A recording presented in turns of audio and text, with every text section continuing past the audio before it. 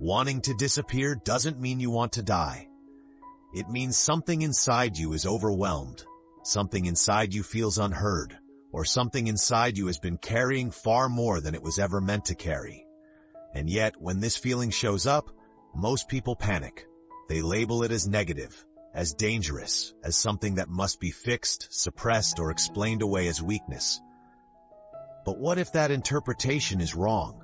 What if the desire to disappear isn't a sign that something is broken in you, but a sign that something intelligent inside you is trying to protect you?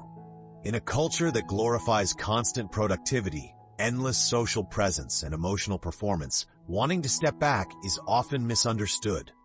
Society tells us that if you feel like withdrawing, something must be wrong, that you're failing at life, that you're not resilient enough, that you should push harder, think more positively, or just keep going. But in depth psychology, and in the language of the soul, withdrawal isn't always collapse. Sometimes it's containment. Sometimes it's the nervous system asking for quiet. Sometimes it's the soul saying, I need space to breathe before I can continue. This feeling doesn't mean you're weak. It doesn't mean you're broken. And it doesn't mean you should feel ashamed for having it. In this video, we're going to slow down, not analyze you, not diagnose you, and not rush you toward solutions. Instead, we're going to listen. We'll explore why this feeling shows up, what it's really pointing to beneath the surface, and why so many thoughtful, sensitive, self-aware people experience it, often right before a deeper shift begins. So if you've ever thought, I don't want attention, I don't want to explain myself, I just want to disappear for a while, stay with me. Let's slow this down and actually listen to what your soul might be saying. Sometimes disappearing isn't about leaving life. It's about leaving noise. Here's something most people were never taught. When you feel the urge to disappear, it's often not a psychological failure.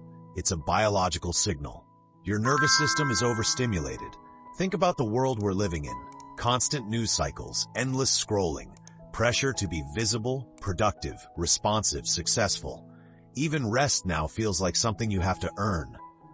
Over time, your system doesn't just get tired, it gets overloaded. And when the nervous system reaches that point, it has a few survival options.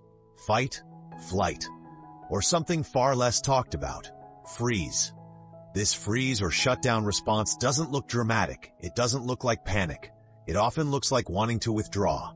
Cancel plans. Stop explaining yourself. Turn down the volume of the world. And here's the important part. Freeze is not depression. It's not laziness, and it's not weakness. It's the nervous system saying, I've taken in too much for too long. I've seen this in people who on the outside seem completely fine. High-achieving professionals who suddenly don't want to socialize anymore. Creatives who feel drained by even small interactions. Caregivers, therapists, parents, empaths, people who hold space for others every single day. They're not falling apart, they're overloaded. But the common mistake we make is internalizing this signal. We tell ourselves, something is wrong with me. I shouldn't feel this way. Other people can handle life, why can't I? That interpretation adds shame on top of exhaustion. The truth is much simpler and much kinder. Your system isn't asking you to disappear forever. It's asking you to reduce stimulation without being judged for it, to rest without having to justify it, to be quiet without being labeled antisocial, to step back without being seen as failing. In a world that constantly demands output, silence becomes a radical form of self-regulation. So if you felt that pull to withdraw, try reframing it gently. Not as I want to leave my life, but as I need my nervous system to breathe. And when you listen to it that way, something shifts. The fear softens, the shame loosens, and curiosity begins to replace panic. Because if it's not about escaping life, what is this feeling really trying to pull you toward? Disappearing is often the soul's protest against a false identity. There's another reason this feeling shows up, one that isn't talked about nearly enough. It has nothing to do with how busy you are, and everything to do with who you've been asked to be. Over time, most of us learn to wear a version of ourselves that feels acceptable, not because we're dishonest, but because we're adaptive. You become the strong one who never needs help, or the positive one who keeps things light and uplifting, or the successful one who always seems to be moving forward. Carl Jung called this the persona, the social mask we develop to function in the world. It's not wrong, it's necessary, but it comes with a cost. The more energy you spend maintaining that version of yourself, the less energy you have to actually be yourself. And eventually, something inside you gets tired. This is where the urge to disappear often begins. Not because you want to abandon your life, but because you're exhausted from performing your identity. Here's where many people misinterpret this feeling. They tell themselves, I'm being selfish. Other people rely on me. I should be grateful, not withdrawn. But selfishness is about taking at the expense of others. This isn't that. This is your soul asking, when do I get to rest from pretending? There's a difference between career burnout and identity burnout. Career burnout comes from doing too much. Identity burnout comes from being someone you've outgrown. You can change jobs and still feel empty. You can take a vacation and still want to vanish, because what's exhausted isn't your schedule. It's your self-concept. And here's the insight most people never hear. You don't want to disappear. You want permission to be real. Real without having to explain. Real without having to stay upbeat. Real without carrying everyone else's expectations on your back. When that permission isn't available in your environment, the psyche finds another solution: withdrawal. Not as punishment, but as self-preservation. This is why so many thoughtful, sensitive, self-aware people feel this way. They're not collapsing. They're shedding a skin that no longer fits. So if you felt the urge to step back from conversations, roles, or social spaces, ask yourself gently, who am I being there? And more importantly, who am I not allowed to be? Because once you start listening at that level, you realize something else is happening beneath the surface. And there's a deeper layer to this feeling, one most people never talk about. Sometimes the urge to vanish is the body saying, this load is not mine. There's a quiet kind of exhaustion that doesn't come from what you do, but from what you carry. Many people who feel the urge to disappear aren't overwhelmed by their own emotions. They're overwhelmed by everyone else's. This often starts early. You might have grown up being the emotional stabilizer in your family, the one who kept the peace, the one who sensed tension before anyone said a word, the one who learned, without being taught, to manage other people's feelings. That kind of attunement is praised. It's called being mature, responsible, or empathetic. But over time, it turns into emotional labor, the invisible work of holding space, absorbing moods, and smoothing things over. In American workplace culture, this shows up too. Being the team player, the one who stays calm under pressure, the one who listens, adapts, and takes on more than their share because they can. None of this is wrong, but none of it is free. There's also a quieter layer many people never name: inherited emotional weight, unspoken family stress, generational expectations, beliefs about responsibility, success, or being the reliable one that were passed down without consent. When you carry this long enough, your system starts to protect itself. And that protection often looks like withdrawal. It's important to say this clearly. Soul withdrawal is not rejection of people. It's not you becoming cold. It's not you losing compassion. It's the need to return energy back to yourself after years of it flowing outward. One of the biggest mistakes people make at this stage is trying to fix this exhaustion with more effort, more self-improvement, more discipline, more productivity disguised as healing. But that approach only adds weight. Here's the reframe that changes everything. Healing is not about becoming stronger. Healing is about becoming lighter. Lighter because you stop carrying emotions that aren't yours. Lighter because you release responsibility that was never assigned to you. Lighter because you realize empathy doesn't require self-erasure. A small practice that helps here is simply noticing. When you feel drained after an interaction, ask yourself quietly, what did I just pick up that doesn't belong to me? You don't need to analyze it. Just naming it begins to loosen the grip. As you start to set down what isn't yours, something unexpected happens. Your urge to disappear doesn't get louder, it gets clearer. Because when the weight finally leaves your system, something else is ready to emerge. And when you finally put that weight down, something surprising happens. Before a new self can emerge, the old one needs to go quiet. In nature, nothing transforms while staying loud. Winter doesn't announce itself as a failure of summer. It doesn't apologize for the cold, it simply slows everything down, so something deeper can reorganize. The same pattern shows up in human psychology.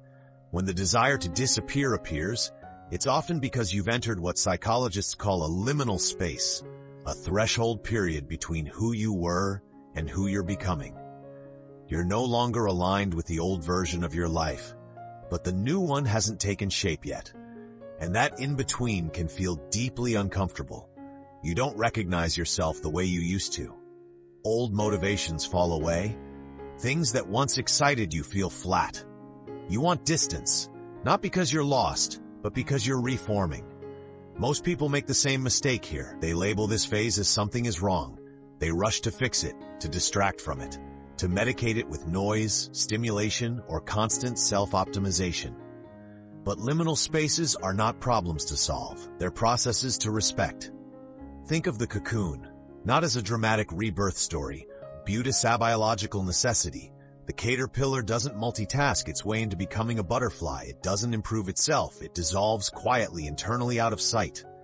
That's why the soul doesn't scream during transformation. It withdraws not to disappear forever, but to conserve energy while something essential is rearranging itself. This is why so many people look back and realize that major life shifts were preceded by a period of withdrawal.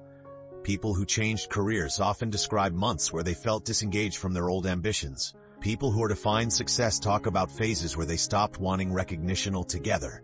People who realigned their values often went quiet before they spoke with clarity again. At the time, it felt confusing, even scary. In hindsight, it was preparation. The urge to disappear wasn't a collapse, it was a pause before truth. A small but powerful reframe during this phase is this: instead of asking, "What's wrong with me?" try asking, "What is no longer asking for my energy?" That question shifts you from panic to presence, because once you see this phase as a threshold, not a failure, you stop fighting it, and you start listening. Which leads to the most important question of all.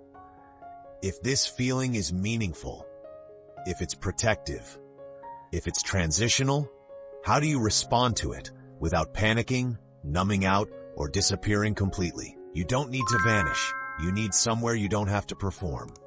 When this feeling shows up, the instinct is often extreme. Either push through it or disappear completely. But healing rarely happens at either end of that spectrum. What actually helps is something much quieter, creating small, safe spaces where you're allowed to exist without effort. Not to fix yourself, not to figure everything out, just to be. Here are 3 gentle practices, not treatments, not cures, that support this phase without overwhelming it. First, reduce exposure. This doesn't mean cutting yourself off from the world. It means noticing what overstimulates you. Constant news cycles, online drama, endless comparison disguised as inspiration. Your nervous system doesn't need more information right now. It needs less noise. Even small adjustments, fewer notifications, limited scrolling windows, choosing silence over commentary, can create immediate relief. Second, practice intentional micro-solitude. This isn't isolation. It's solitude with a purpose. Short walks without headphones, sitting in nature, moments of quiet that aren't filled with productivity. Think of it as giving your system a place to land. You're not disappearing from life, you're stepping out of performance mode. Third, name the feeling without judging it. Instead of asking, "Why am I like this?" try saying, "Something in me is tired right now." Naming creates distance from shame. It allows the feeling to exist without turning it into an identity. You don't have to analyze it, you don't have to solve it, you just have to acknowledge it. There's an important distinction to make here. Disappearing completely often comes from panic.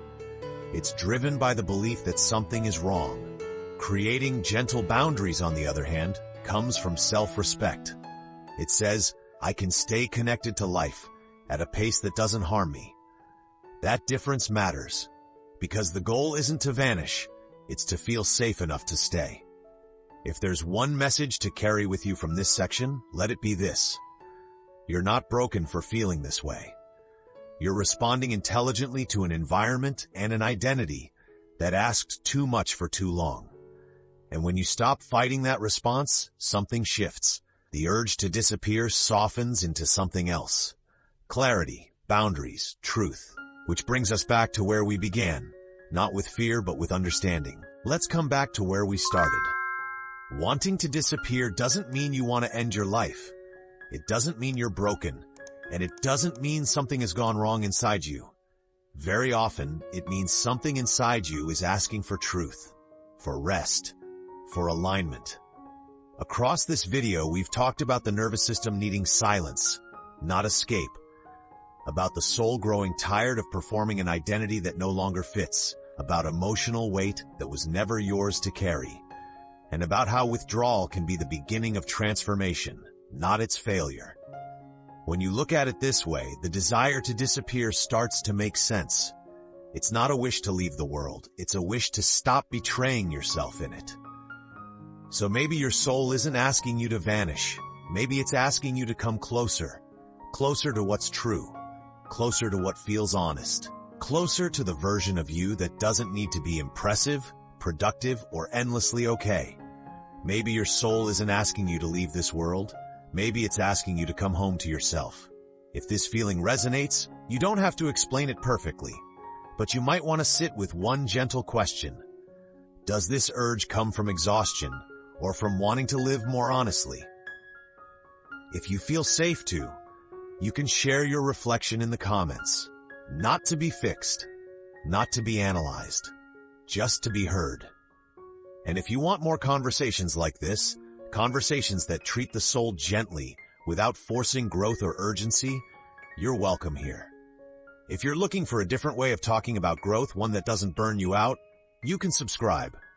We're not here to fix you. We're here to understand you. Because maybe the next level of growth isn't becoming someone new. It's finally letting yourself be.